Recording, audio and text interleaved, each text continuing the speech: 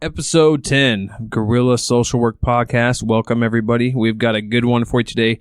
We're going to be kicking off a series we're going to have on the show intermittently called Villains to Victory. So this will be an episode where we have someone who is a former client who has gone through the justice system, who's gone through all of their therapy completed, and it has fully integrated back into society. So they're going to come on the show. They're going to talk about what that process was like for them, what worked for them in treatment, what didn't work, what they want the public to know about what they went through, maybe some of the insight there, and then also a word of wisdom or feedback to somebody who's currently working in the field or going through school and that will be working in the field. So it's going to be a really good one.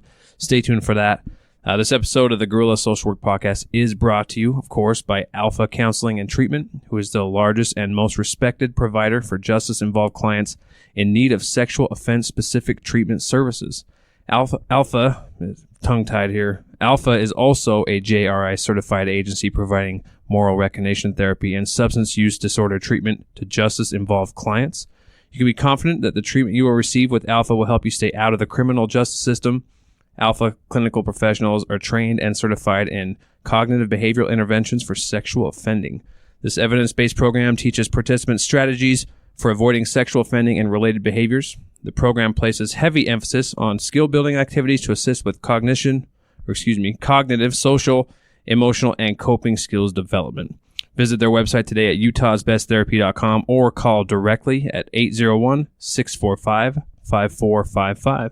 This episode is also brought to you by Triple S Systems. Triple S provides scientific outcome measures for clinicians in the field of behavioral health. Outcome measures provide direction for both clients and treatment providers using evidence-based practice. Any program not using outcome measures to track their clients' progress and success has been scientifically proven to be less effective.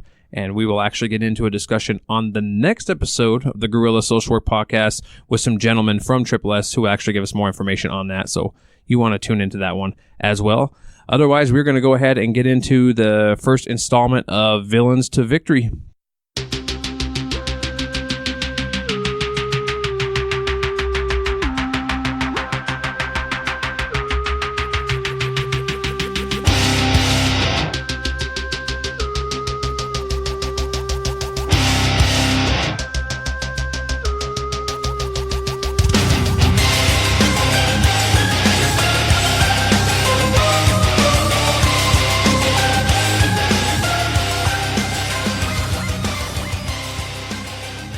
Scrape the. Yeah, I'd like to go lifting again. I'm not joking, man. Seriously, somebody said I've got, pardon the term, retard strength. Yeah, that's good. That's good. That's a weird compliment. I don't know now because I'm getting a little bit older. But generally, any given day with a little bit of warm up, I can put up 295. Record this. We should talk about this. It is recording. Oh, it is? Yeah. Oh, okay. We're not necessarily using it, but I always with do that a little bit of warm up. You hit 295. We usually talk about something funny. 3 or 4 times, like I'll work out for a while and then something will come up and I'll stop working out and it'll be like a year and a half. And somebody'll be like, hey, you should go back to the gym, man. You look like you could be a good workout partner. Like off the couch? No, like the first time in the gym after. That's what I'm saying. 8 months. Off the couch. Yeah, you get off the couch, you walk into the gym, you put up 295. And we'll do warm up sets. Like you'll do like a set, like I'll start off with a 45, do like 2 reps. Done. Yeah. Dude, do you remember more. The warm-up sets? Those things are crucial. Do you remember when I tried to, I did like 10 push-ups and then I put on like 4 hundo. Yeah. Let's do it. That does not work out, man. We're a pyramid, like just kind of couple of sets, do a couple of reps, then go up a couple of reps and go up. Yeah. I peak out at 295. I would love to have that kind of natural strength, man. That's. I mean, I don't know now that I'm 41 now, so it's like, things are shrinking, and I'm like, that sucks. Yeah. But generally, you're an intimidating dude, though. Like just to look at, I'm like, I'm intimidating. Yeah. Well, no, you are because you're tall, and then like you're bald, but your head is symmetrical. Like you got that symmetrical. Dude, yeah. If you had a goofy shaped head, if it was a goofy shape. Then it wouldn't be intimidating. That is one thing I need to make sure that does not happen as I lose my hair. What if you do, though? I won't. Dude, what if you do? I'll get hair plugs. I'll get hair plugs. Daniel Tosh did it. Hair plugs. Did he really? Tosh did it. Yeah. He talks about it. Yeah. Of course he did. And he looks Those good, do dude. look a lot that better dude's now, a sexy though. guy. Yeah. But I'm saying though, yeah, they don't look like they used to. You can't even notice. What was now. it, Bill Burr, his stand up where he talked about that? He said at first it looked like they were stapling ant legs to people's heads. Yeah.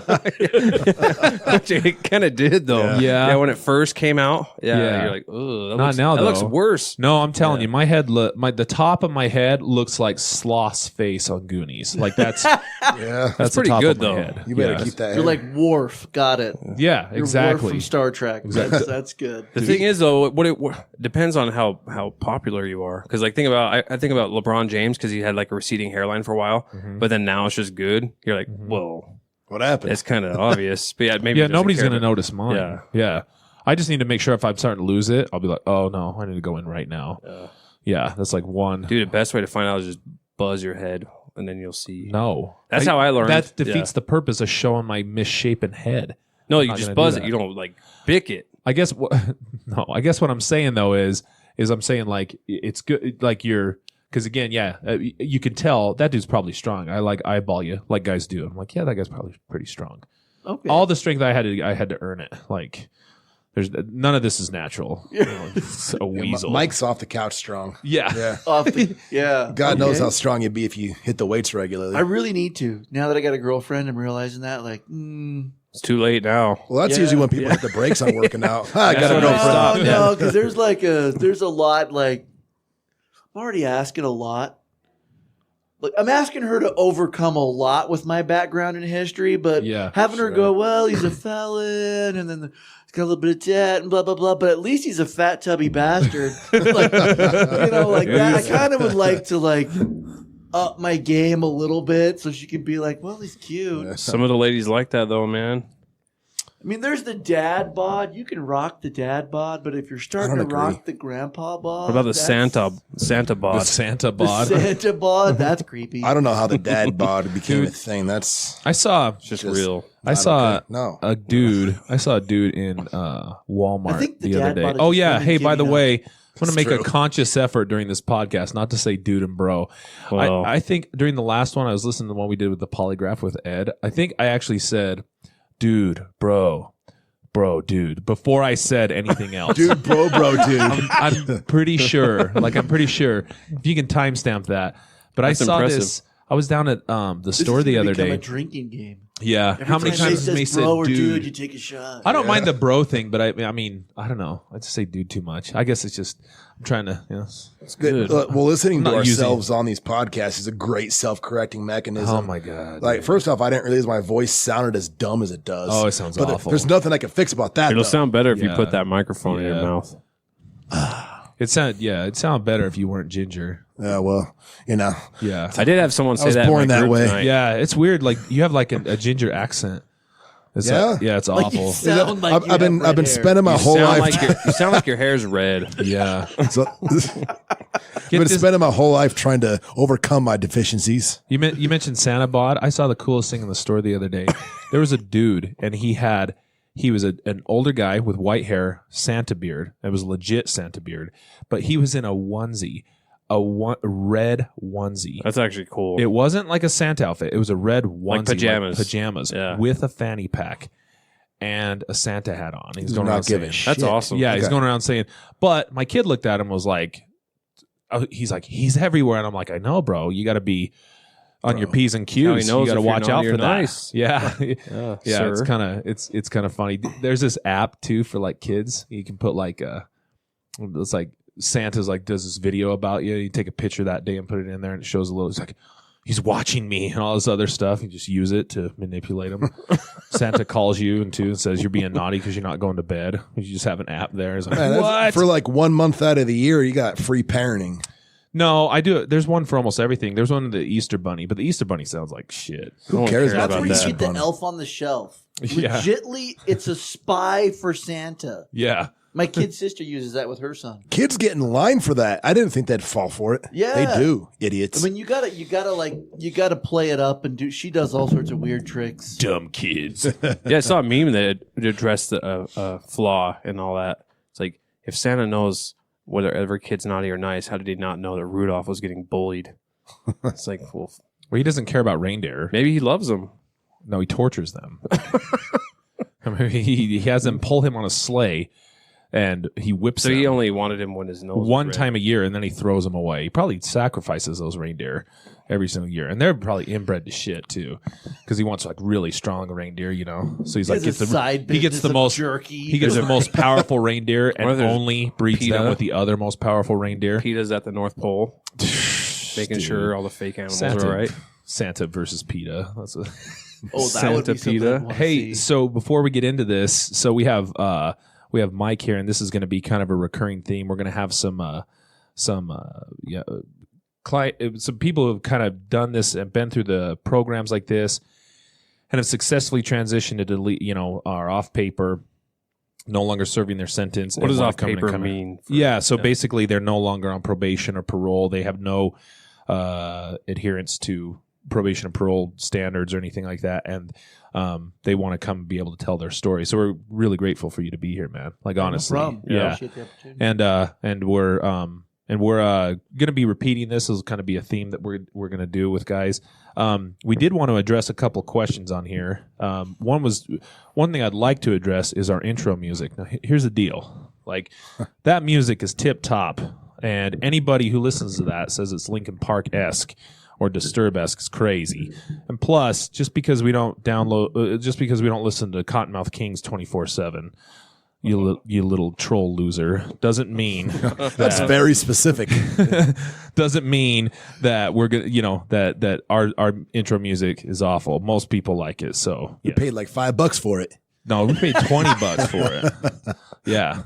I had to take out a payday loan. Yeah, you tell me. How about you, you little turd? How about you compose something and send that to us and say, make this your intro music? How's that? I'm talking to a very specific friend of mine. But anyway. Wait, didn't we have two people, though, say something about it? Well, yeah, the other person, I don't know who that is. So sorry that you didn't like that intro music, but it's going to continue for the foreseeable future. So just fast forward, right? So, and then there was a question to Jeff, too. What was that question, Justin? Yeah, Jeff's got it. He's got it. He's going to read it off. Log it up. Boot it up, dude. This is from Death Metal 6546. I like him already. So this is actually a friend of mine. I know who you are, Death Metal. He's basically just acknowledging that colleges are rife with that whole social justice warrior issue. And I think he was just kind of maybe empathizing a bit. The question, though, is what do you guys think about the narrative these days of rape culture? So I love the podcast, and he's wanting to get into the field. So again, what do you guys think about the narrative these days of rape culture? Is he talking about like all the stuff in the media right now? I am assuming he's talking about the stuff in the universities about kind of the 1 in 4 are sexually assaulted, but obviously the stuff in the media has highlighted that. So I mean, like me. If you had asked me before all this stuff came out, I might have had a different answer. So right now, this like the sheer amount of celebrities and everybody that's been discovered, I have to say it was surprising for me, and maybe it shouldn't be considering I work in this field, but it has been.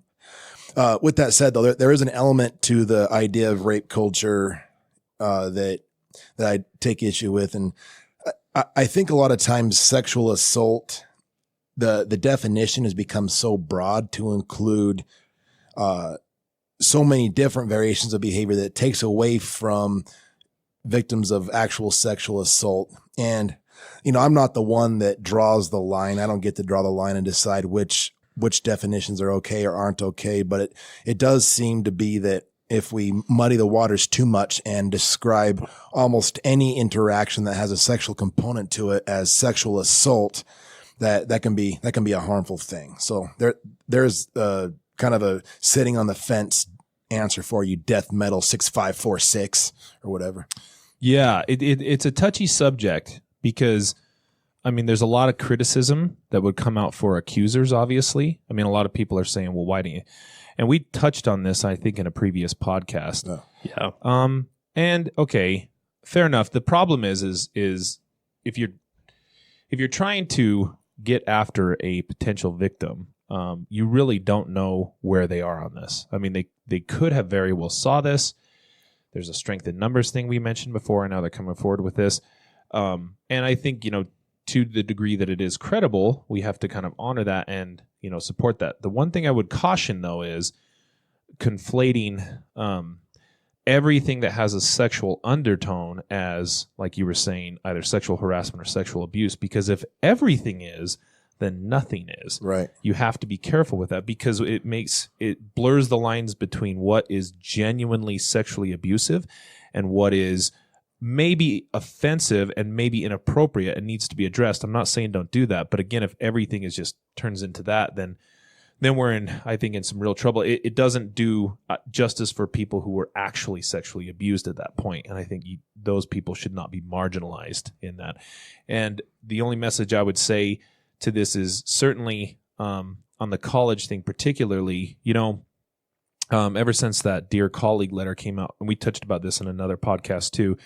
Ever since that Dear Colleague letter came out, and there was this 1 in 5 statistic which has a lot of flaws to it. We won't get back into that. I just understand that an accusation like that can really be devastating to a person's college career, just even if it's flawed or not. So I'm not saying don't accuse. I'm saying, of course, accuse if you feel like that's what you need to do. I'm just saying, can we have a little bit more integrity when we accuse people of something? In other words, if I regret a sexual encounter, which probably everybody in this room has regretted a sexual encounter, Nope. does that equate to I was harassed or abused? And we all make poor decisions, and I think you really look at that and really ask yourself and dig deep to the point where if you felt abused, okay, I'm not going to try to argue with you. I'm saying, can you accuse with integrity is a little bit a better way of approaching it. Well, you guys, I don't know if you heard recently what was going on with Matt Damon with what he said and how he's being attacked over it. No, what do you say? So I was online or whatever, and you see you go on Google or whatever, you type in something, it's like recent stories and stuff pop up, and it's like Matt Damon, someone being put in his place over his quote about sexual abuse. I was like, oh wow, what did he say? Because he's usually pretty level-headed, seems pretty. So I was like, I wanted to read it. So here's what he said. I do believe there's a spectrum of behavior. There's a difference between patting someone on the butt and rape or child molestation, right? Both of those behaviors need to be confronted and eradicated without question, but they shouldn't be conflated.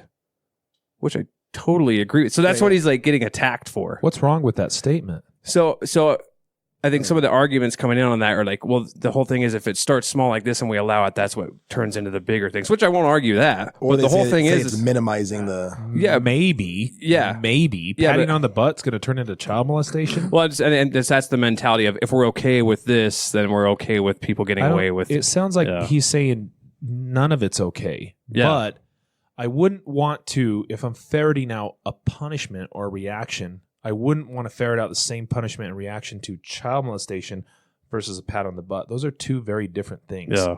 And if you don't, that's what that's what he's saying. Yeah, that's what I took out of it. Yeah. You're just not, I mean, it's just looked at, I mean, I remember one time, and maybe guys look at it a little bit differently. I remember I went to, don't ask me why I was doing this, but I was hanging out with these two friends and we went to a gay bar. And there's these two girls that I was hanging out with. I was dating one of them, and they took me to a gay bar because one of her friends were there. And this gay guy came up, and obviously he thought I was there for, and he grabbed my ass. And a lot of time, and I just said, hey, and they said, no, he's not like that.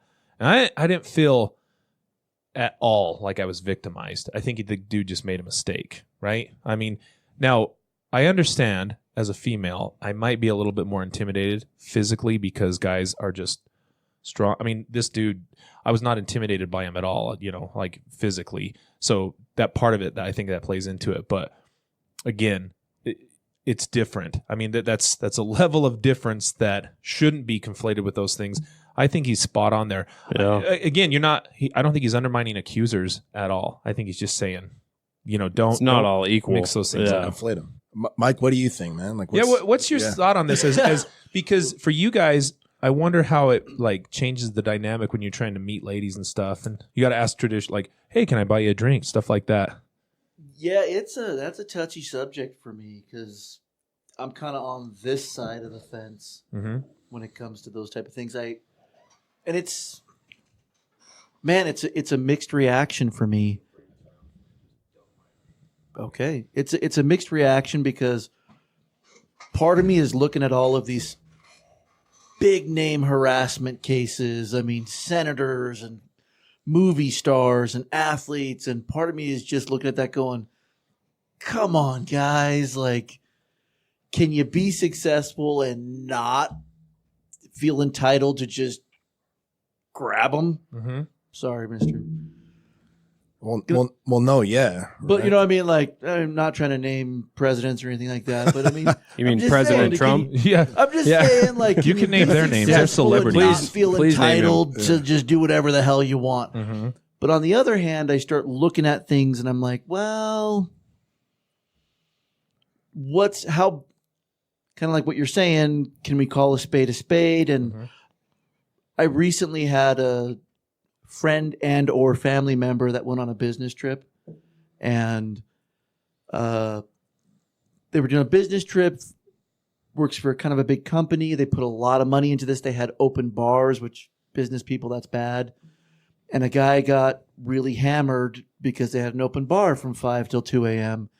and was being drunk, and he patted somebody. Giving some attaboys. Apparently, a couple of the ladies were really bothered by this and felt victimized and complained. Mm-hmm. And that guy was fired on the spot, drunk, fired on the spot, and don't worry about your bags. We'll go get that for you and ship them to you. They got him a cab, dropped him off at the airport. He was across country on the other side of the country and said, find your own way home. Well, see, Just like that, huh? Fired on the spot. This happened a couple of days ago. Well, whatever, man. I mean, Yeah. okay, if you have a private company and you don't want that conduct by an employee and you want to fire him, do your thing. I mean, who cares? I'm not saying don't do that. I mean, if the girls felt uncomfortable, they have a right to feel uncomfortable. That is not child molestation, though. Don't say that that's the same thing. It's just not. It's not the same thing to equate those things. Nor is it rape. Right. It's not.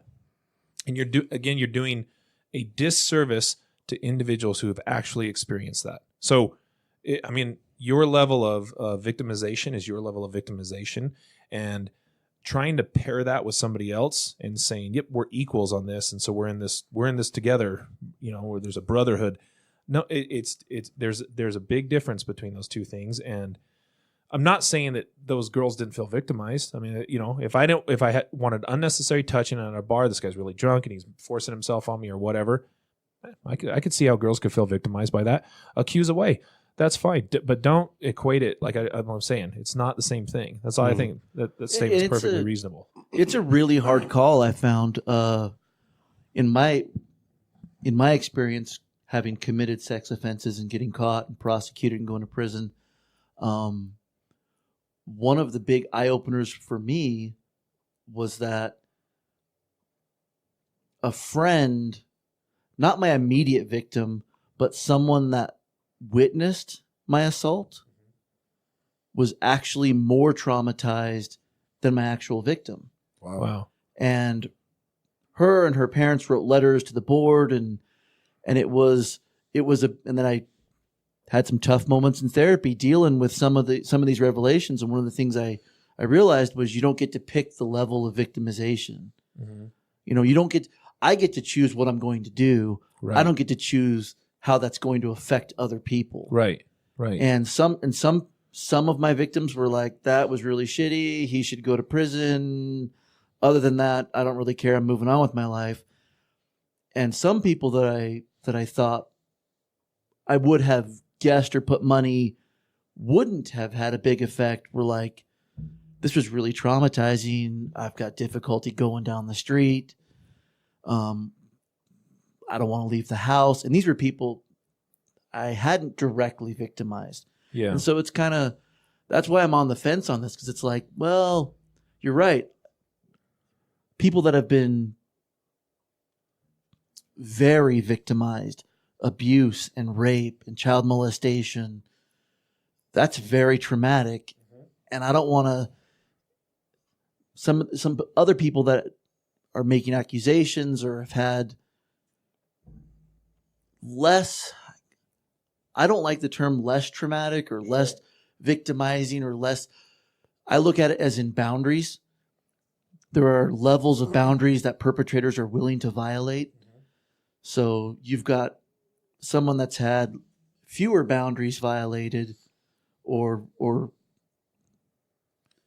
stomped on, that it's hard to tell their level of victimization. So maybe that's a tough call. Well, I think let me see if I can capture this a little bit here. Jeff and I, we had there was a metaphor that was used one time that I think was very effective in terms of explaining trauma. And so the metaphor is, imagine your brain kind of like a factory, right? And the purpose of this factory is to process life events and turn those life events into memories.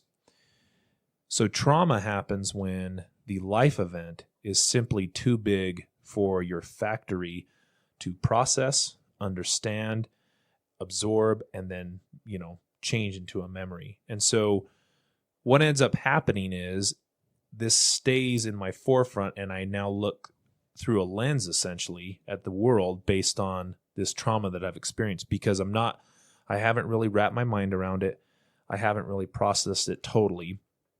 And this is where the trauma comes in. And so it's not what you're saying is the level of abuse is not as important as the interpretation of that event by the person. I mean, because they could have a seemingly, innocuous circumstance, witnessing something that, that a lot of people witnessed, and it be very traumatic for them, and it could take them a long time to get over. Whereas, I mean, there's plenty of people who have been physically and sexually abused who are awfully resilient, and it's never really an issue for them. I think that's true. And that's fine. I just go back to, if you're truly victimized and you want to accuse, please do so. Just accuse with integrity. Make sure you're being honest in your accusations, that this isn't just an attempt to bring attention on yourself. And I don't know if that's even a case if people do that. I mean, I hate to think that somebody would, but unfortunately, it's the world we live in sometimes. And I don't want to cite anybody specifically because I don't think about that. I'm just saying, if you're going to accuse, please do. Just accuse with integrity. So yeah. Well, and part of the worry I have with this thing, Jeff and I were talking about this the other day, is, by the way, this comparison, I know these are not the same thing, but here's where I was talking with Jeff. I said something to the effect of, do you kind of worry with all this stuff coming out that people advocating for females and for people that have been abused are going to start to come across like some of the CrossFitters we don't like, or vegans that we don't like, that are very attacking about it? Like, they won't just talk to someone who eats meat and be like, oh, hey, did you know animals get treated this way? It's like, oh, you piece of shit, you eat. It's like this attacking thing that shuts down conversation. Like, that's a little bit of my worry of where that's starting to go, because with this whole thing with Matt Damon, like, when I read it, it makes it sound like you just said, hey, sexual abuse doesn't happen, it's all the women's fault. That's how they're treating it. Like, I see this thing like, I'm breaking all my Matt Damon DVDs. I'm like, okay, you make it sound like he said something horrible. Like, but that stance shuts down any conversation, is the point. So if you really feel like he is misguided or uneducated on the topic, how do you talk to him about it? How do you open that door to other people that might think the same thing? If it's just this attacking, judging thing, well, then no one's going to talk, and then we're right back where we were. Yeah, and that might be just, I think it's a really emotional subject. Oh, sure. And yeah, I mean, we have to just honor that, where the emotion is on this, and people are going to make rash decisions emotionally based on those things. And again, it kind of turns into, I don't really read what Matt Damon said and try to deconstruct that. I read what, one of my buddies said, or I read some website about their interpretation of it that I trust. And then I got mad, right? So, and that happens. So, I mean, and that, some of it's static, other of it is, I wonder if those people would be willing to have, a dialogue and a conversation. Probably not. But, and if that's the case, then, well, look, that just happened here in this session. I'd opened up by answering Death Metal's question by saying that there's a lot more nuance to sexual assault, and then, treating things, everything as the worst possible thing does a disservice. But then Mike pointed out that you don't get to choose the effect, the trauma effect the victims have. I mean, Mike, you put it a lot more eloquently than I did, but in a sense, you disagreed with a piece of what I was saying and you did it in a rational way. And you and I are going to still leave friends today. Yeah. You know what I mean? Well, So I He mean, might beat you up in the parking lot. Yeah, I think it's $2.95. well, I don't know, man. $2.95, bitch. But like, Yeah. no, I learned in therapy, like, you're trying to hit like reality. And so you can minimizing stuff and maximizing it. It's the same spectrum. You're still the same distance away. I remember in therapy, I did the therapy program. I've completed it twice, plus aftercare. I've completed it on the streets. I've completed it in the prison. And at one point, they're talking about risk factors and women and children, and you can turn women and children from an object to be sexualized. You're minimalizing their humanity and what you're doing. You can maximize that and go the other extreme to where you've bypassed human with thoughts and feelings and you've just made them a risk factor. Right. They're just as objectified, but once at one extreme, you've made them an object. At the other extreme, you've still bypassed human and made them a risk factor. Mm-hmm. And I remember years back, I'd completed therapy and got out and was trying to get a job. And I went to a temp service and it was all women. And they were beautiful. And the lady that ran it looked like Jennifer Aniston, and they were like 100 pounds. Mm-hmm. And they terrified me. I'm 250 pounds and I'm dead serious. I sat in the corner in a chair. Why did they terrify you? Because they were risk factors. Okay. They were attractive women, and I was a sex offender, and I had to tell them about my history. Can I explain a little bit about risk factors? Just really quick. Yeah, sure. We talked about this in a previous podcast. For any of those listen on this one, so risk factor for Mike, the way this is taught is a risk factor is anything that this could be a person, this could be a place, this could be a thing, this could be a thought, a feeling. Anything that increases the likelihood that he's either going to engage in some sort of sexual behavior problem or violate the terms of his probation or parole. And so explain how a 100-pound girl might represent that. So I went to prison for sexual assault, groping women over their clothing, groping their breasts over their clothing and running away. Those are what my charges boil down to. And so sometimes they're concerned of like, okay, well, what triggers you? What triggers your behaviors? And of course, for me, attractive females do that. Mm-hmm. But it's also more than just what might get me to. When I look at risk factors, it's not just what might cause me to have an impulse to offend. It's also what might lead to an accusation. Sure. I'm also worried about what you're going to think and do with it. So there was fear. Which is hard to control for. And I mean, I guess proximity, if you're working in some meat packing factory with a bunch of dudes, that's less risk than being at this place with a bunch of beautiful women. Right. I mean, just by virtue of proximity, right. I'm not around them. Right. And it kind of ties into what we were talking about earlier with accusations and everyone seems to be going in extremes one way or the other. Yeah. Nobody wants to get caught on the bad side of that equation. We're like, hey, yeah, that guy, you shouldn't give him he got drunk and patted a girl on the ass and now he's selling a football team or whatever's going on. Mm-hmm. Nobody wants to be on the bad side of that. But I think the extreme reactions in either way, whether it's with accusations or whether it's in from my side of the fence, where it comes down to, well, I'm just trying to get to the point where in therapy, I think you're just trying to get clients to the point where they see people as people. Sure. They're human beings with lives and feelings and plans and they have rights and they have boundaries and space and you don't get to just grab them by the ass. You don't get to do that. Yeah. You have to see them as a human being. Some therapy programs are so worried that I'm going to reoffend that, like we were saying, you bypass human and you go from being an object to be sexualized to being a risk factor that's to be feared. Mm-hmm. Because what if they accuse me of something? I'm not going to get believed. You accuse me of any sort of a sexual misconduct, you're going to believe the person accusing me. Right. So you're not in a position, like a power position. I think of like Roy Moore, right? And the accusations against him, which are obviously not great. He can come from his perspective and say, nope, that never happened. None of these people are credible. Well, there's no previous charges. Like your record in and of itself, like if somebody happened to stumble upon the registry, for example, and they looked up your record, and anybody, says, okay, I'm just going to... I am not a fun Google. Right. I'm going to accuse this guy. I'm going to accuse this guy of doing something, which, I mean, you would hope that wouldn't happen. But it also brings up this idea that normal office banter between guys and gals and whatever, maybe flirting a little bit, would be looked at differently through some type of mental filter that I'm looking through that, Mike's an offender.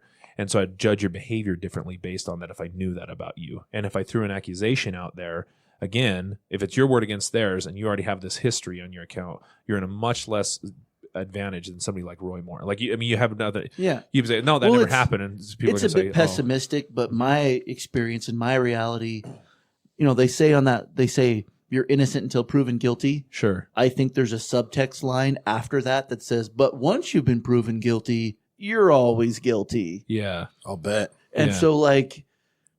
Well, what does it even say on your registry? Do you know?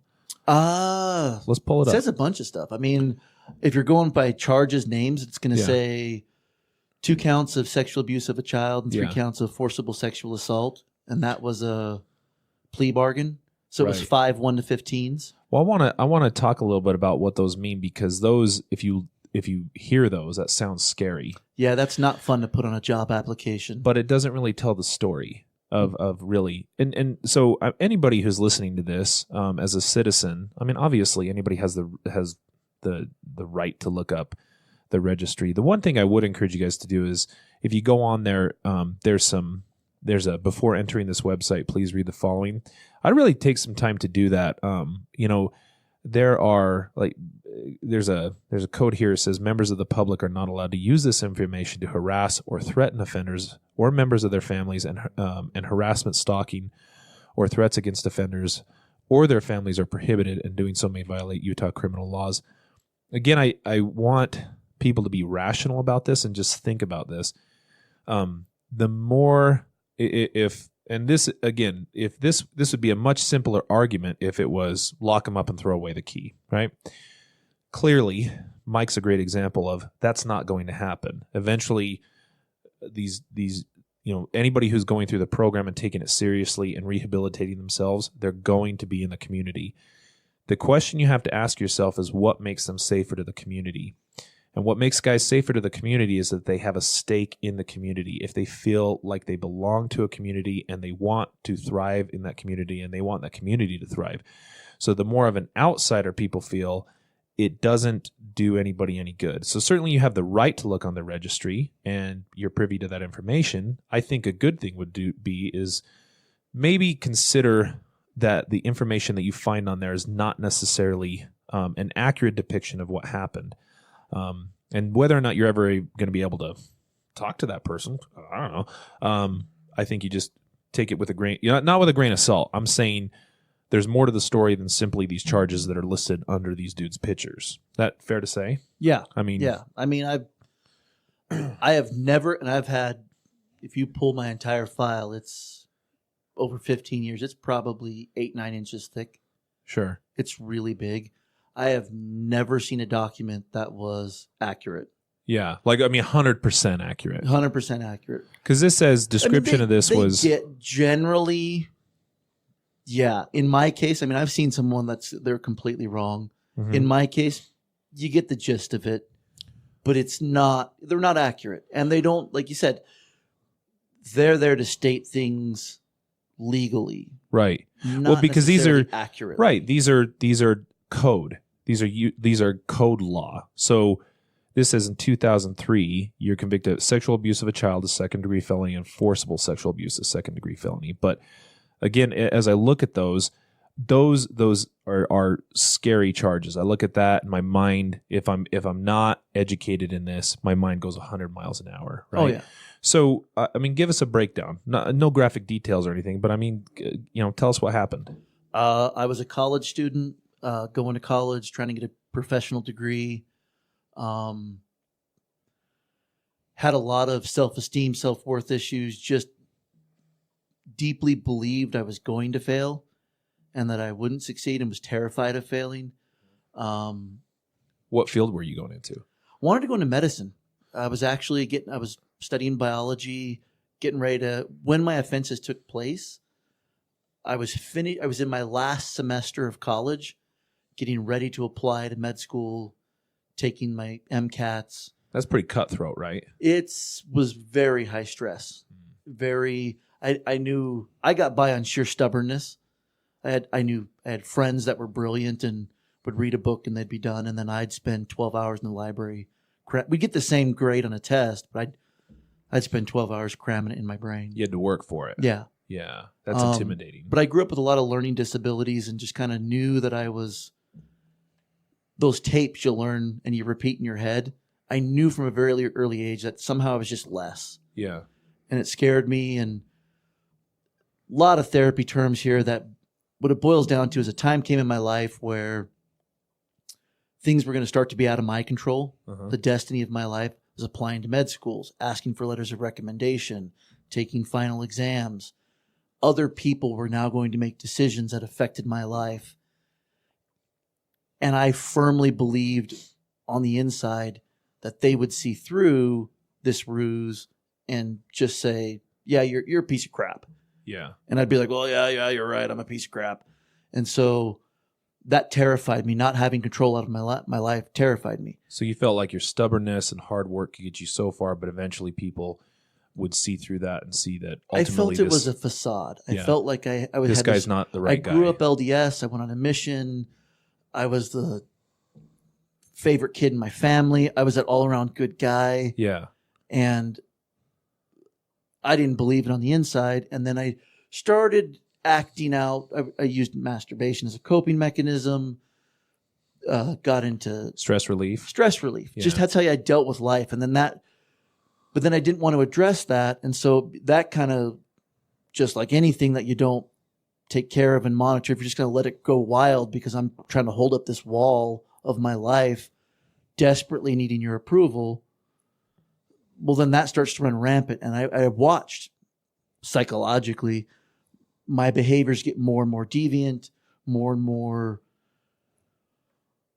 inappropriate. Uh-huh. And it ended up, I started with, it's a long, long journey, but as a progression, there was a progression of sexual behavior problems. Yes, over an time. escalating progression, much like a drug addiction. Because people, you look at like an average dude mastabing because he's stressed out and feeling better. There are probably a lot of guys who do that on a regular basis. But what I was just going to say is, when that's going on, having gone through treatment like you have, I can obviously tell you've learned a lot about yourself and what's going on. But rewinding back to that moment, it can be kind of like maybe I'm kind of doing this a lot, but you don't really think of where that can actually go. So in the moment, you're kind of flying blind. Really, and a lot of people. I think we've talked about this in our individual sessions, but at one point I was taking a lot of psychology classes. Wanted to be a psych major, and I was taking abnormal psych and social psych, and that's a good class to take if you want to realize all the problems you have. Yeah. And I remember they were talking about sexual deviancy, and there was a list. There was a list of, it started off with of course there was masturbation and pornography, and then there was stealing undergarments, and then there was exhibitionism, and then there was verbal sexual harassment, shouting things out, and then there was peeping in windows, and there was this gradual progression to where now you're slapping people on the ass or exposing yourself, and then all of a sudden you're groping people, and then it showed this progression. And I remember at one point in my life looking at that in class, looking at this textbook and going, well, I've done that, and I've done this, and I've done this. And this line at the end of it was, here's rape and murder and child molestation at the far end of this deviant spectrum. Yeah. And that was an eye-opener for me. That was kind of scary. But to answer your original question, my path, I started down that progression, and I was groping people. Running around the college town that I was at. There was about a 2.5 month period where in my progression, I realized that I thought it would be exciting and I would get some sort of thrill and satisfaction from groping women's breasts and running away. And that's what I started doing. And that became my, for lack of a better term, my drug of choice. That was my assault pattern. Was to grope women, then feel bad about that. Then I'm not going to do this again. And then there was a cycle of escalation where the stress from my life, and it ended up being that for me, taking a lot of years of therapy and condensing it down, it was a way that I was able to feel a false sense of security and control in my life. I came to a point where my college career is about to end. I've got to go start down a professional career, and people are going to start making decisions. And I thought they were going to see through this facade of my life and see that I was just a piece of shit.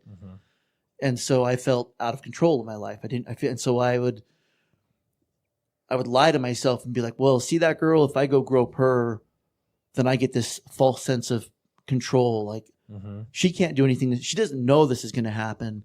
I'm about to go do this. No one can stop me from doing this. That was my end goal. I just wanted to grope their breasts and leave. It's how I felt back in control. I gained my power. I had a therapist one time said, it's a lot like dad comes home from work and he's really mad because of his job, and he hits little Billy, who's 4. And little Billy looks up and sees that dad is 3 times his size and 4 times his. Dad's a giant, and he doesn't know what to do. So what does little Billy do? He turns around and kicks the dog.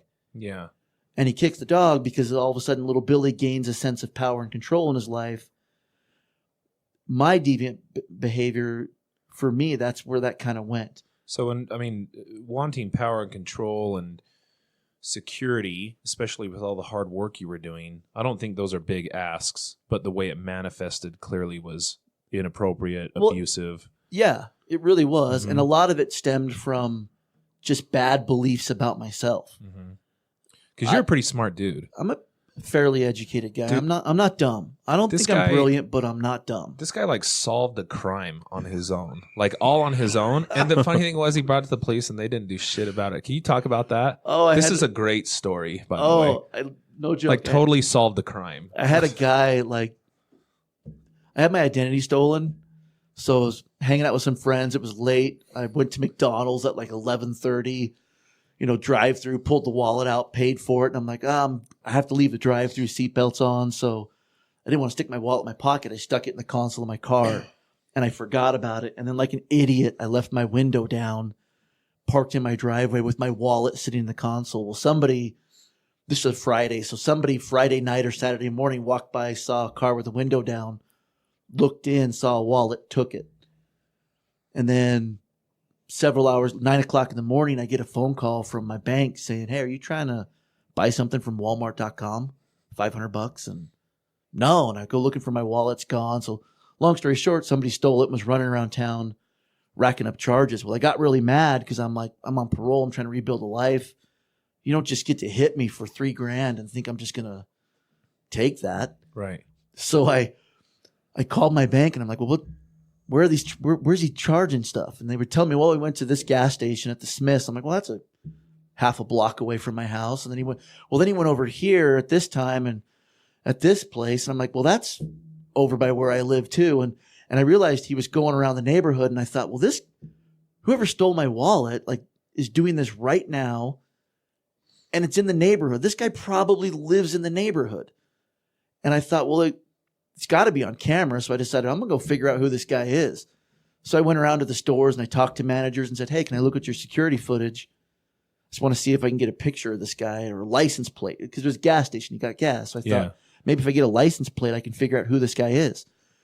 And couldn't do it. And so long story short, I went to multiple stores and ended up finding a clear picture of. Now, they're not going to give you footage because you need a warrant to get that. Right. But you can look at their security camera and there's a clear picture on their screen. So you just take your phone out and snap a picture of their computer screen. You asked them to do that though, right? Yeah.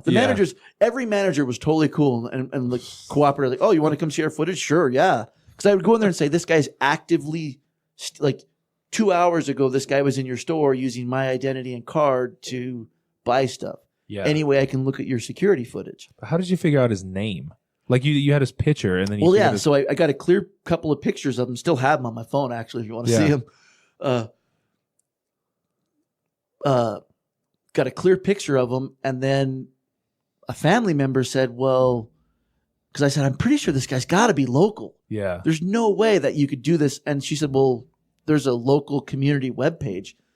And so she took it and put it on the local community webpage and said, hey, this guy's currently doing identity theft right now. Like, anybody know who he is? And somebody said, oh, yeah, I know who that guy is. Here's his name. And I was looking at his pictures, and I thought, that guy's probably a felon. Yeah. Because you could tell from the tats. I mean, if you've ever been to prison, you can spot a prison tat. And so, we Googled it. I got his name. I called AP&P and said, hey, you got this guy on parole? And yeah, we do. He's actively stealing my identity right now as we're talking. We actually tracked him down and found him. And nice. They got arrested. I mean, it took all day on a Saturday to try and figure out. And then I found out that nobody cared. Did anything happen? I think he went back to prison. But for that or other? I think just other parole violations. But like I found which makes sense. I If guess you're he ever obviously gonna wasn't. commit a crime. It's an active investigation. We're all no, it's actually solved. But Yeah, Open and I shut. got really mad because nobody would want to do anything. I'm like, do I literally got to go find this guy, snatch him up, and drag him? Like, here, this guy is stealing my identity. right. Because nobody cared. And then when I would go to the banks and I talked to them, they didn't care. Like, if you're going to commit a crime, identity theft, that's the thing to do.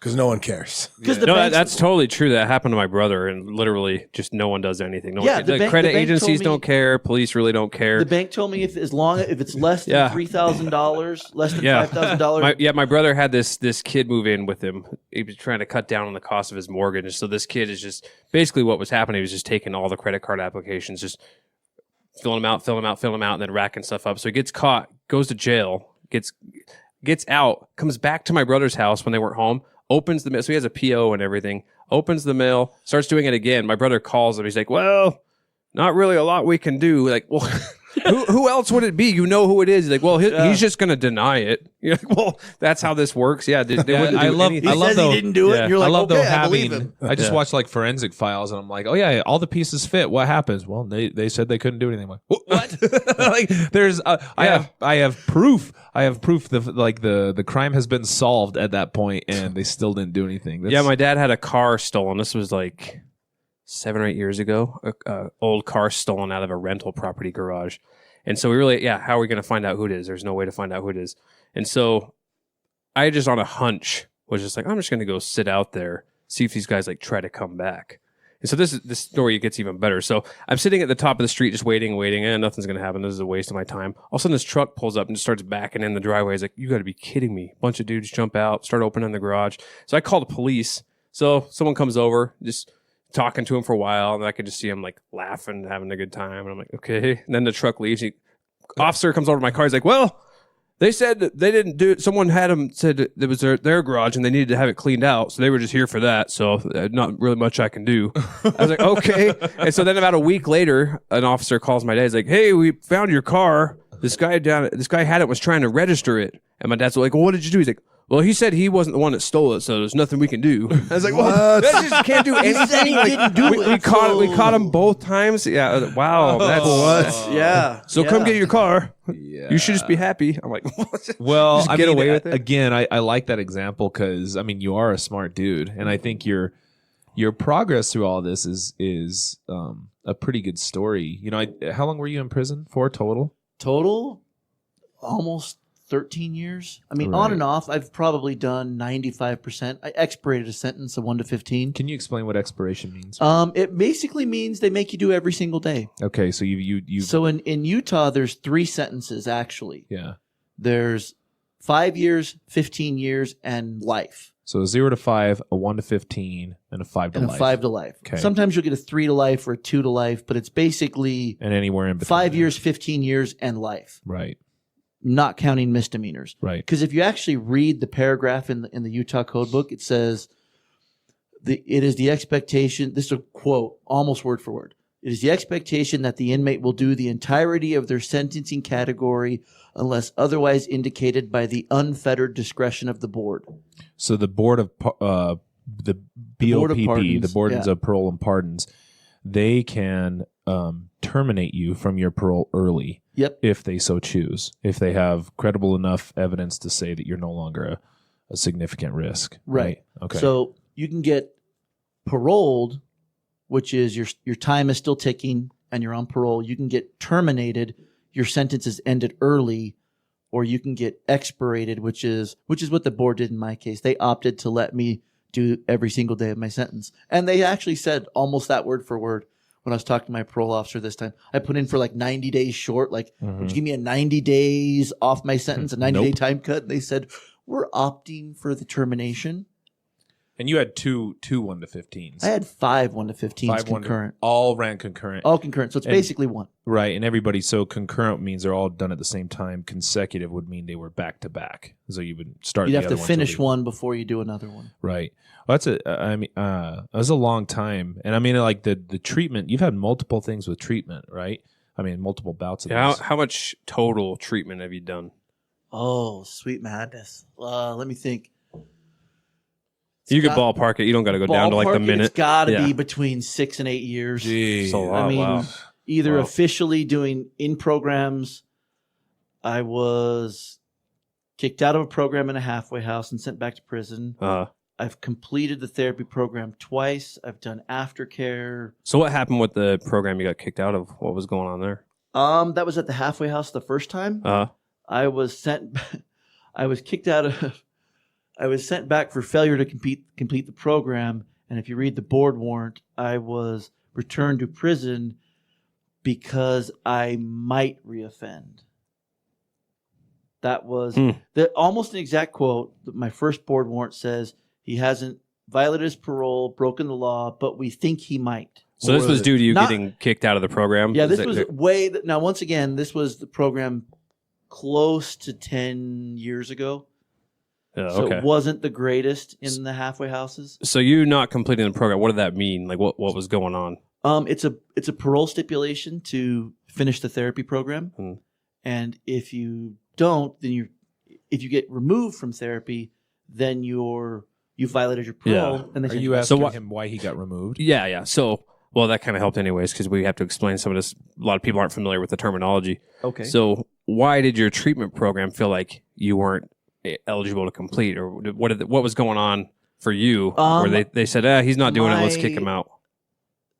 I'm not sure actually. The paperwork says literally they said, well, we're concerned that he might reoffend. Or like were you refusing, or you didn't want to do it, or it was there was a lot of interesting stuff going on in the halfway house. I did not get along well with my shift leader at the time.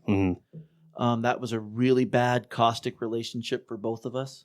I think the first day that I got there, I'd been out less than 24 hours, and I sat down in her office, and the first thing she said to me was, I'd send you back to prison right now if I could, but I don't think the director would sign the paperwork if I put it across her desk. Well, a shift leader is basically your primary point of contact there. It's a parole officer your probation in the halfway house. Right, yeah, there you go. Okay. Probation officer or parole officer at the halfway house. So that was the tone that started your treatment, so to speak. It put me on the defensive. Yeah. It wasn't a fun environment back then. So how long were you in that program? How long was that for? 7.5 months. So a good while then. I think I was there. I think the first 4 of the 7.5 months I was on lockdown. Well, what were they saying? Like, what were they looking at when they said that you might reoffend? I had journaled some stuff. I mean, one, I had some issues with masturbation in the halfway house. That was against the rules. That was a therapy violation. They didn't want you masturbating. That was one of my primary coping mechanisms. Some of it was acting out a little bit. This was back in the day. I got to rephrase that. I can't use the term little bit. That seems minimizing to me. So I was acting out. And that had gave them some concerns. I'd had a really bad relationship with my shift leader. She would go read the therapist notes. And then in fact, I actually kind of think they changed the therapy policy around the time this happened, because it became a really big, and then she would go into my room and she'd get my journal and read my therapy journal, then call me up and yell at me for stuff that was said in therapy and threaten me for stuff. And so, but I think that the straw that broke the camel's back was we had a very attractive prison, or one of the guards was probably 24 and very attractive. And I had journaled that I thought she was attractive, and it bothered me that I was attracted to her and that she was a guard and I was an inmate. So that my solution was I was going to avoid her. If she walked in her room, I was going to go leave the other way. And my shift leader had searched my room and gotten my therapy journal and read this, and then threw a big fit about it. And so when you read my board warrant, it literally says he's not committed a crime, he's not reoffended, but we think he might. Not we think he did, we think he might. And that's what got me sent back the first time. So the therapy journal, was this something you did on your own, or this therapy wanted you to do this? It was forced. It was part of the program. You had to journal daily, and they would do a check where you had to share randomly. Somebody would say like, oh, read your Thursday journal or whatnot, or your therapist could spot check it. And if you weren't journaling, you'd get in trouble. None of my journaling experiences have been fun. It always seems to be, in my opinion, less therapeutic. When it's coerced, when it's forced in a treatment program, it seems to be less a therapeutic tool and more of a fact-finding mission to gather stuff I can use. Way to say, well, yeah, especially when they're actually reading through it, finding facts. Yeah, I heard years later that about that same time, they changed their policies to where AP&P no longer had access. Because at one point, I remember what you're talking about. I was actually working there, probably around the time that you were there. I don't remember. You don't know if you remember me. Yeah, I don't think so. Yeah, but I remember that policy, and that was kind of how things were. I mean, done. It all broke down to I finally had enough, and I walked into my therapist's office and I said I'll no longer be participating in therapy. And he was like, "What are you talking about?" He's like, "Well," I said, "I'll do this. I'll talk to you, and I'll do these programs, but I can't. I'm not going to journal. I'm not going to share." And I said, every time you write something in that computer, my shift leader, who's can't stand me, goes and reads it, what you write, and then calls me up to the bubble and yells at me for anything that I tell you about. Or she reads my therapy journals, and so then there was this huge administrative thing where she got called in, and the director was there, and the head of therapy was there, and she got reprimanded for doing stuff that they considered was inappropriate. And that's when I knew I was done. She looked at me and became super nice and polite and formal, and I thought, I'm done. I'm hit. It's gonna take her just another couple months, and I'll be back in prison. And it did. You make a good point, though, and I think if you're a treatment provider, you really have to take this into consideration. I mean, and I think it's weird that if you guys are in a halfway house in a high intensity residential facility, inpatient, and you're reporting this stuff, that should be normal. Like if you're reporting fantasies or problematic sexual behaviors, I mean, that's what I mean, if you're a perfect angel and you don't do anything, my question would be, why are you there? If you don't. Now, again, I'm not saying that some people aren't dangerous and need to go back to prison. What I'm saying is, if you need to come to a halfway house in a high intensity residential inpatient treatment facility, guys are going to have problems, because if they don't have problems, why would you send them there? Like, match the level of service to the offender. So the fact that those were there, and I'm glad they made that rule, because from an AP&P, like if I'm a law enforcement official, I'm going to look at things therapeutically, not from a therapeutic standpoint. I'm going to look at things from a police officer standpoint, a law enforcement standpoint, which again, they should, because they're law enforcement officials. the same reason why I can look at orders or decisions that they make and say, man, I really disagree with that. But I look at it as a therapist and I don't get to make that call. I appreciate the division that happens there because they need to make, I don't want them being a therapist and they don't want me being a law enforcement official. Yeah. Right. And that they should. I had an officer telling me, he said, look, I don't give two craps whether you succeed or not. He said, all I care about is that you don't reoffend on my shift. Yeah. And so, I mean, I think it's two different, it's hard to be a therapist, I think, because law enforcement basically wants to cover their own ass first, and then protect the public. Helping me reintegrate and be a decent human being is a distant third. You know, and a therapist is there generally trying to protect society and help protect society by helping me become a decent human being. Well, it sounds like you had a bit of a mixed bag in therapy. What ended up working for you? Oh my goodness. Part of it was time. Part of it was I found that AP&P in the prison system, it's a pendulum, it swings. Part of it's a lot of politics, who knows why. But this last parole, I've had 3. This last parole was really, really good. There was a big push for rehabilitation to help people. And I had a lot of shift leaders that believed in me, that legitimately, when I got out of prison this time, it's a really long story. I thought I was going to go back because I was accused of a crime I didn't do on a previous parole. I beat it in court. I passed a polygraph, had alibi witnesses and evidence, went to an evidentiary hearing at the board. The board said, we don't care that the court sided with you. We think you did it. Here's basically 5 more years. And so I got out this last time having done 5 years for a crime I didn't do on top of 7 years for crimes I did do. And the board had tried several different ways to get me to admit guilt to that. And they finally opted at, they tried to have me do the therapy program again in the halfway house. And the therapy team at the prison not the halfway house, sided with me and said he wasn't convicted. He passed a polygraph. All the evidence, everything when we talked to him says he didn't do this. We're not going to make him redo a program he's already successfully completed. So the board finally said, well, okay, the last thing we have is we'll parole him. We'll make him do we'll do therapy on the streets and threaten to take away his parole. So I got out expecting therapy to say, you have to admit guilt to this. And I'd go back the same day. In fact, when I met my shift leader, she saved my life. I'll say this. I've had a lot of bad experiences with AP&P and the prison system in the past. This time around was really good. They were helpful. The first time I met her, I said, look, let's just get this done and over with right now. I didn't do this. I'm not going to admit guilt to it. If I've got to admit guilt to it, can you just send me back now? Maybe I can get my housing back and my job back.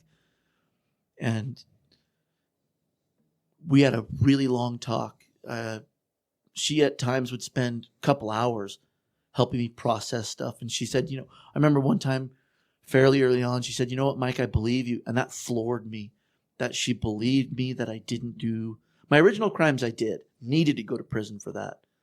That wasn't going to stop anytime soon. I realize that now. Needed to get arrested, needed to go to prison. This time around hurt because if admitting guilt to appease the board to something I didn't do invalidated all the effort I'd put in taking a responsibility and changing who I was up to then. So when your probation officer said, I believe you, Mike. Yeah, it floored me. I was in tears. She said, I don't think you did this. And she said, I knew that you didn't do this when you just quietly told me I didn't do this. I'm not going to admit guilt to it. So if you got to send me back now. And then they worked with me, and the therapy team there was amazing. Things that have helped me in therapy. Mike, I don't know if I can say his name. Sure. Mike Hadley.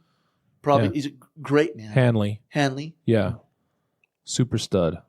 Seriously, he pulled me aside. They tried to advocate for me, and the board sent me there to do therapy.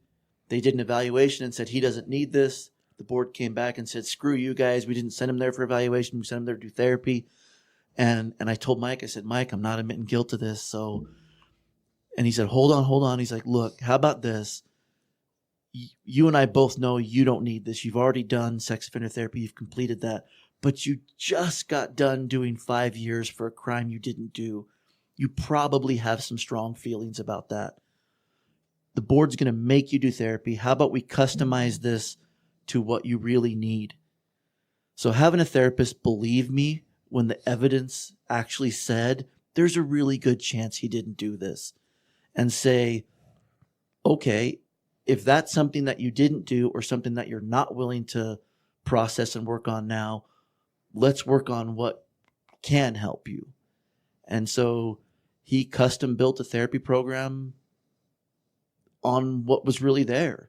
And so I did a whole therapy program in the halfway house that was not their normal program, because the board said I had to do one, and they realized making me do a standardized cookie cutter program when I legitimately didn't do that and had already finished therapy for my original crimes was a waste of their time and mine. But we had to be there, so we might as well work on something. That was great. Well, not only that, but the whole starting things off, I would assume for you at that point, starting things off again with now there's going to be this power and control fight over whether I'll admit it. I begged him. I remember that. I was really scared and in tears, and I said, Mike, it takes me everything I got to maintain the fact that I didn't do this.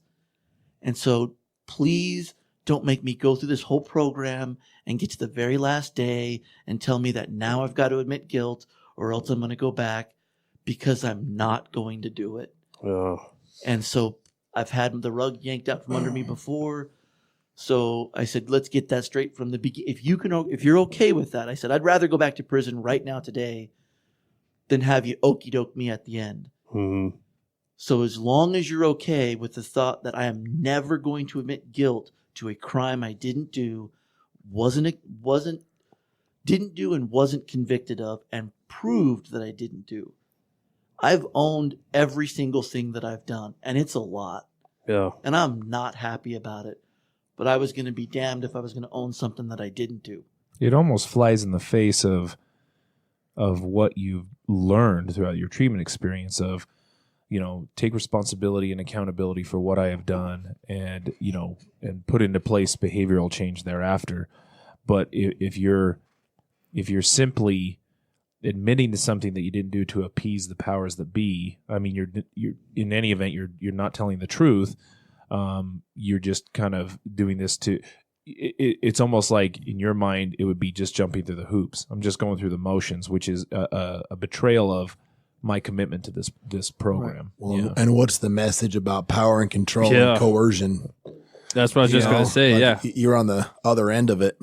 Yeah. Well, treatment providers, I think, need to be very responsible with their decisions about this, because, again, if I kick somebody out of a program, one of these programs, it's not, go find another program. A lot of these guys go to prison off that, and especially in the halfway house, if you're done, you're done. And I think and guys need that sometimes. I'm just saying, you don't. I mean, if you're going to take things personal and make personal decisions as to why guys are getting kicked out, like, I just don't like his attitude and boot him. Come on now. Like, well, yeah, think of the message that you're sending there. Like, I think Jeff was hitting on that. That's what I was thinking too, as you were talking about this, where earlier you mentioned, when I got into my offense, it was like a control thing. I felt like I had control. I felt I had power, which ended in victims, you being victimized, other people being victimized. So then you go into treatment to work on that. And the vibe is, well, now we're going to have power and control over you. And so they're basically teaching you, hey, even when you get out, it's all about power and control still. And that's what's helped this time, is I've been in a lot of programs to where it felt that way. It was coerced. You're either going to do this program or we're never going to. The Board of Pardons told me after the first time I went back, they said, if you do not successfully complete a therapy program in prison, we will not let you out. We will make you do every day of your time in prison. Or for some people, that's life. So from my standpoint, it's I have to complete this in order to get any sort of freedom. Mm-hmm. And then a lot of programs that are intensive and inpatient in the prison or in halfway houses, it's really hard to do effective therapy, in my opinion, when it's coerced, when there's that threat of imminent loss of freedom at any given moment, especially when, this is my opinion, take what you want, throw the rest out. My opinion after 15 years of dealing with the system is that the prison, AP&P, their primary concern is liability control. They don't want to get sued when eventually somebody screws up, and somebody will always screw up when you're dealing with an entire group.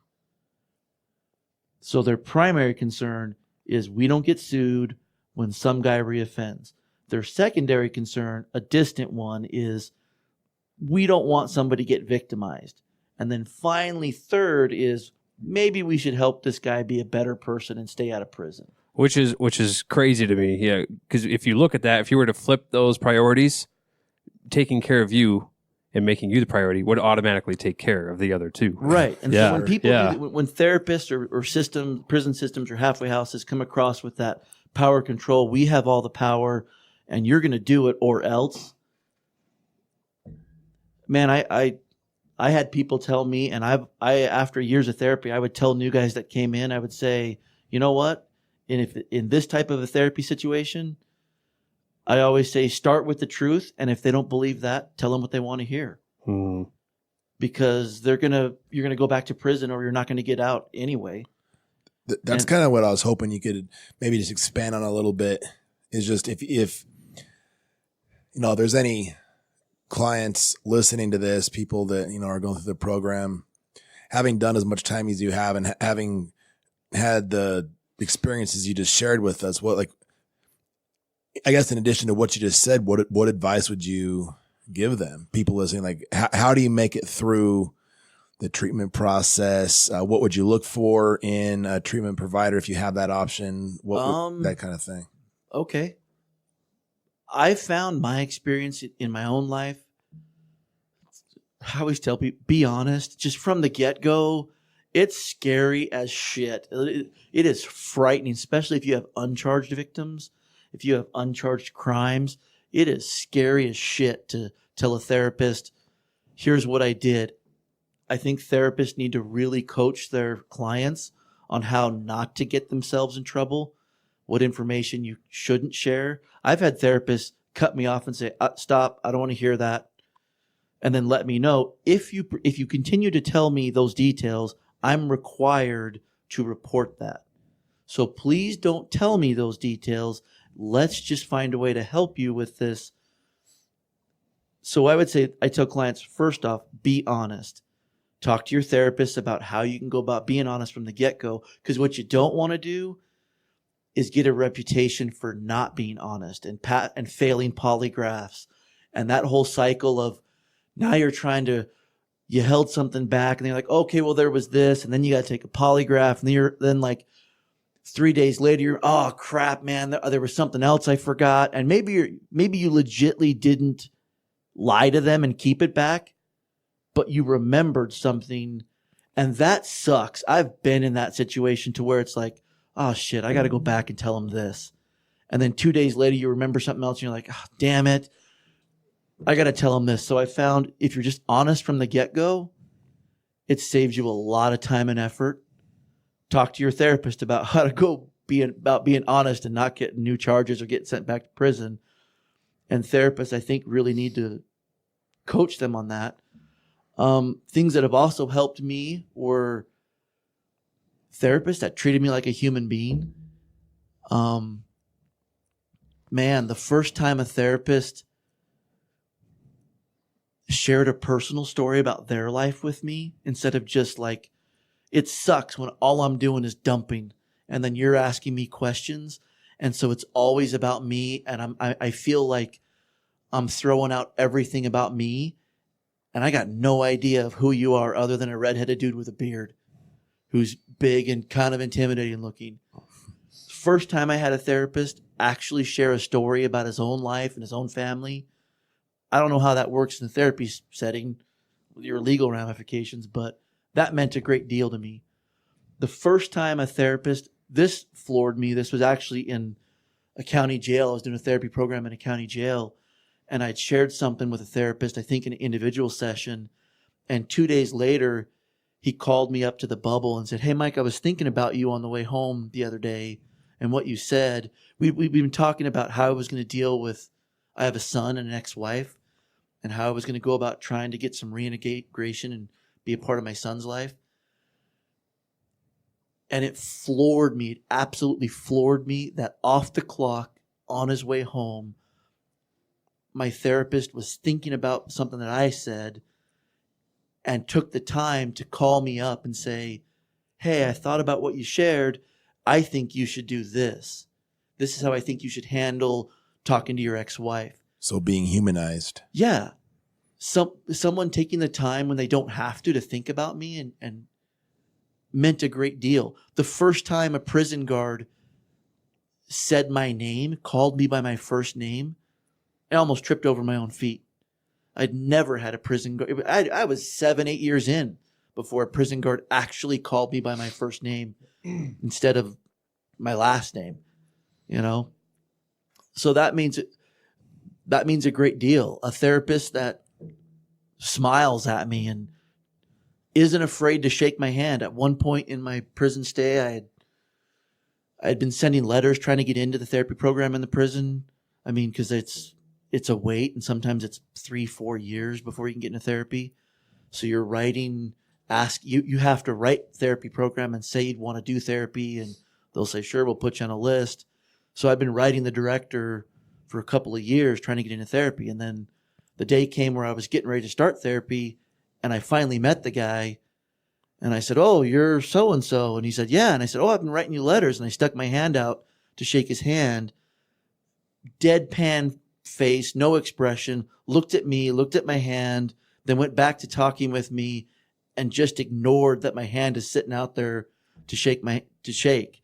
Wow. And I just remember thinking, okay, I see who you are. I get this. I'm that guy. I'm a number and I'm the perpetrator. Got it. I'm something filthy that you don't want to touch. Maybe he's a hypochondriac. I don't know. But it came across as I got shit on my forehead. And a lot of times in therapy and in dealing with the system, I think you see that. I look at people and they'll start looking at me and talking to me, therapists, prison guards, board members. And the first thought that I get in my head is, it's like you're looking at me like I've got shit wiped on my forehead. Have you ever actually had shit on your forehead? No. But it's that mild look of disguised disgust. Well, it's not for everybody, man. Jeff has said this before, and he just said, some people ought to not work with felons. And sometimes I feel like sex offender providers, it's like the island of misfit therapists sometimes. Like they're not skilled enough in other areas, and so this is where they find themselves. And I think this is actually one of those, going back to, what was this, the original podcast, first one? We talked about dispassionate compassion. That's right. Yeah.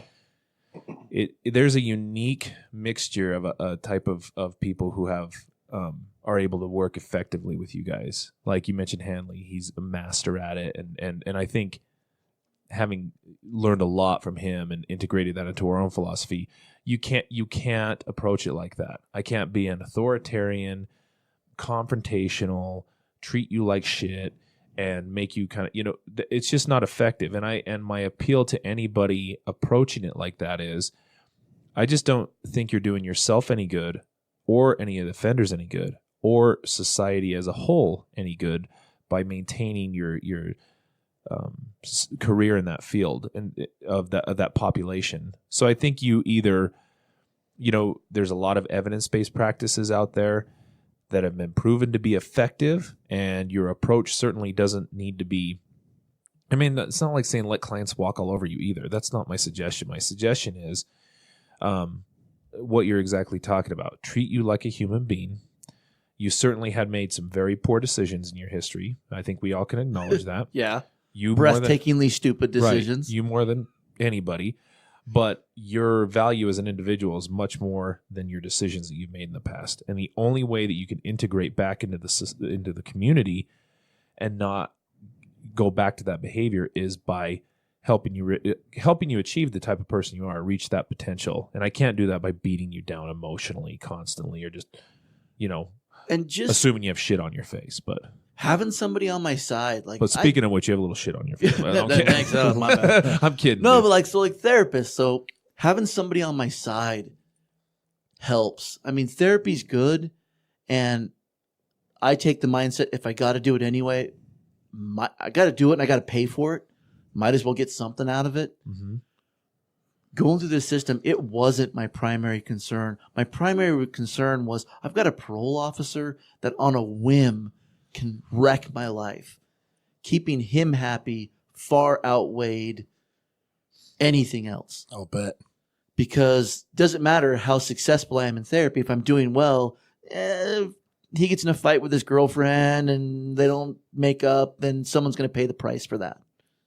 And I don't want that to be me. Mm-hmm. So having a therapist, I mean, Mace is my primary therapist and has worked with me the most.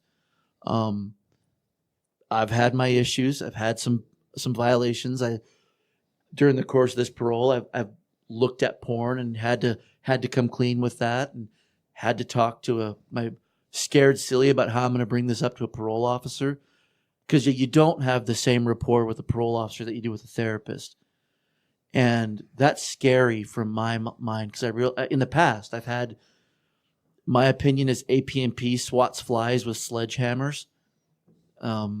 So they're gonna deal with the problem, but you're not gonna like the solution most of the time. Mm-hmm. And Mace has often said, "Okay, let me handle this. I'm your middleman. I'm your advocate. You've told me.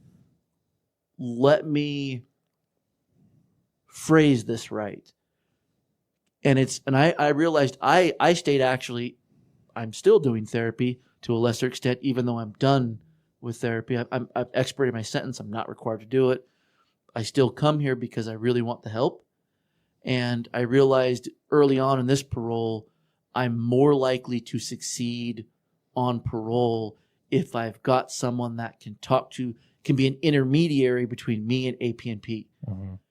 Because if I sit in across that desk from my agent trying to explain to him why I was looking at porn, that never ends well. That always looks bad. But if I have a therapist that can say, mm-hmm. let me bring this up, I got to tell him anyway because I'm required to. Mm-hmm. But we can do this in a way that will minimize his reaction. You had to trust Mace in order to do that, though. Yeah. Well, and the deal is, it's not as if we're lying to APNP about this. I think we frame it in a therapeutic context. You're not wrong. I mean, so clients are always going to have their opinions of the probation officers or the parole officers, and I'm not going to take that away from you. Our opinions are very different, obviously. I have, really good relationships with these guys. At least I feel, it's working relationships. I don't hang out with anybody. But that I think having the relationship with both of you is very important. And in the context of, hey, a guy organically came forward and said, I'm struggling with pornography. I need to work on this. Therapeutically, that's really important. And yes, does this increase risk? Of course it does. We're not going to lie about that. Do I think he needs to be kicked out of the program? Not yet. There's nothing to indicate that discharge is recommended. We need to work on this. He brought it forward. Let's honor his admission to this.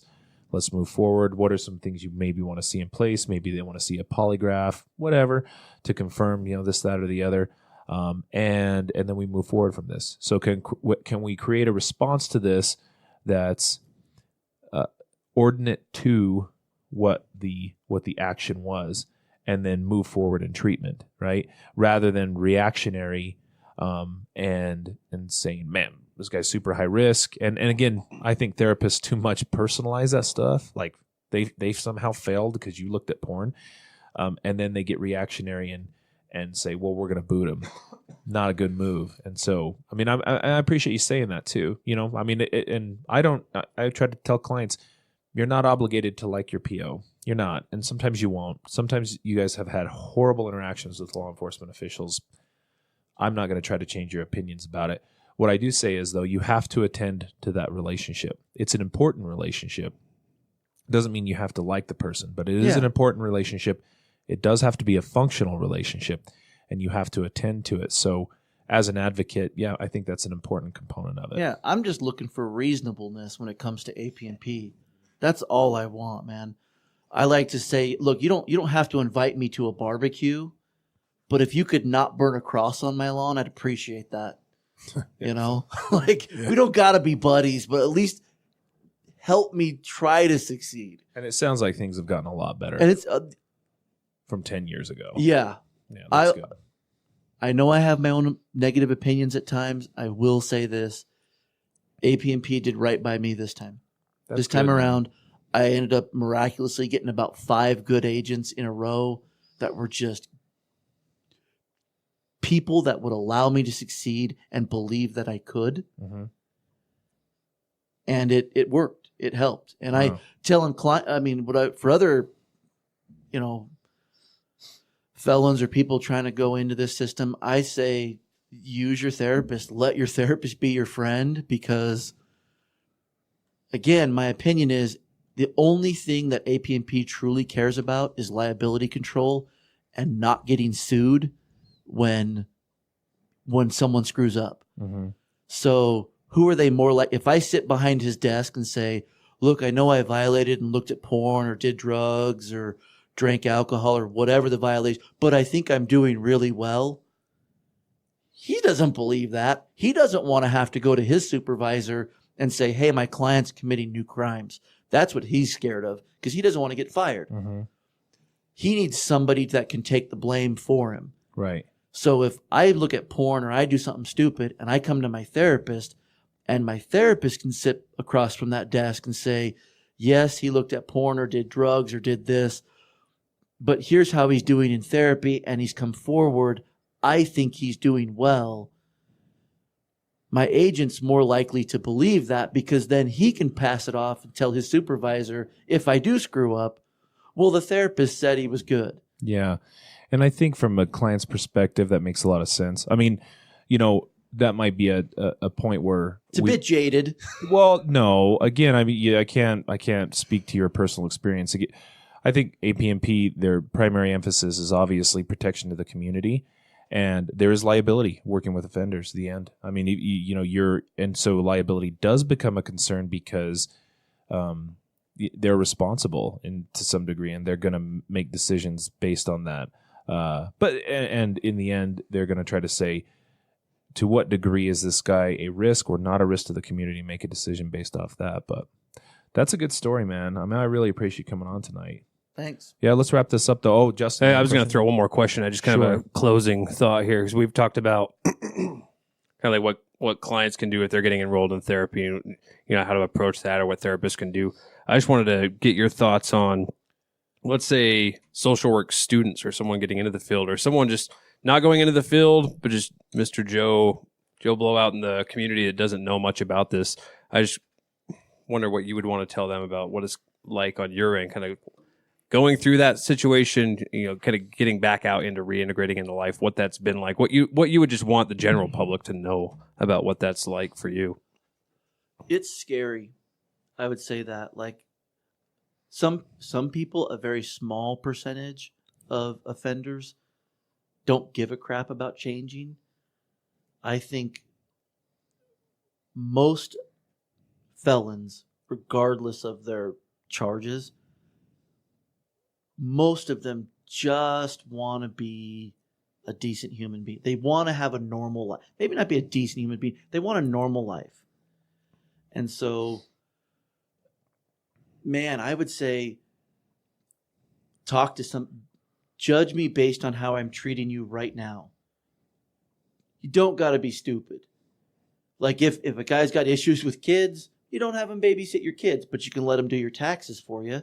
You can let him change the oil on your car. If the guy's got issues with alcohol, so you don't give him a job as a bartender, but you can let him paint your house. So, and you don't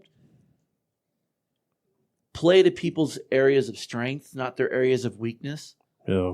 You know what I mean? And just some people want to change. If you could let them do that, I'd appreciate it. I also get that as a sex offender, this is my burden and it's something I got to deal with, and I can't obligate you to take that on. I'm dating now, and so I've met Holla. I've met people that were okay with it and have been like, you know what, you're a really good guy. I've learned that once you get to know somebody, man, if you could give, before you write somebody off or kick them out or say something awful to them, if you could just spend 10 minutes worth, enough time to have a beer with them, you might find out that they're a decent human being. So there's going to be felons in the community. Handful of those felons don't care, fine with going back to prison. The vast majority of the felons really want to be successful.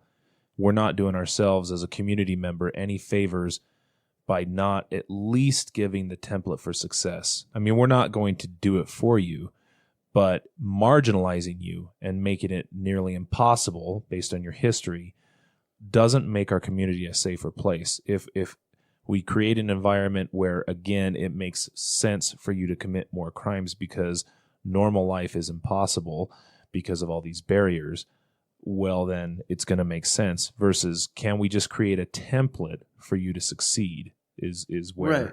Because, I mean, what's my motivation to act like a decent human being if you won't allow me to have a decent life? If I can't have a job that pays me enough, if I can't live in a safe environment, if I can't meet people who are meaningful, what's the point of existing in the community when I could go back to prison and hang out with my buddies? Yeah. Yeah. That's the scary part of prison is it's doable. Yeah. It's not that it's violent, it's that it's not as well, good and you as know you what to thought. expect. There's, I would assume on some level, it's predictable. You know, I know what I'm Yeah. going to get. It's just like you said. At least lay out a path for me to have a chance to succeed. I liked how you worded it as far as it's my burden. It's what I got to work on. The idea would be felons deal a lot with just this eternal kick in the teeth. Not only that, once you get out, and we're going to make it extra harder on you now that you're out. Like, yeah, we're not really setting people up to get a chance to get back on their feet. Man, give them a break. Well, That's what I would say. Give somebody a job. Maybe. I'm just gonna say, like, you're clearly a reasonable man. You know, I think it's awesome that you came on here. You know, you're the first, I guess, former client that's come on as a guest, and the stuff you've had to say is huge. You know, I think it's big for people looking to fix their own lives. You know, I think it's good for people listening to this that maybe are where you were a few years back. And it's good for therapists and community members to hear somebody like you represent yourself as well as you do. And maybe change some minds about the way that we treat this problem, you know? I hope so. I mean, We got to have you back, man. You okay with that? You're a good guest, You man. can bring your lady friend. I heard she's. Hey, if she wants to come, I heard she's intelligent. She's a pretty smart lady. Yeah? She's pretty cool. Yeah. Yeah, if Joe Rogan, if you're listening to this, by the way, I don't know why you'd keep on having lamos come on your freaking podcast and talk about sexual abuse and they don't know anything about it. I'm just saying. We know quite a bit about it. I mean, I'm the largest provider in the state of Utah. Just saying. No big deal. No big deal, though. I mean, just to have comedians talk about that stuff. They know way more, obviously. So, just saying, bro. Mike, appreciate you coming on. Hey, All anytime. right. We'll wrap Thanks this a lot. up. Thanks a lot, brother.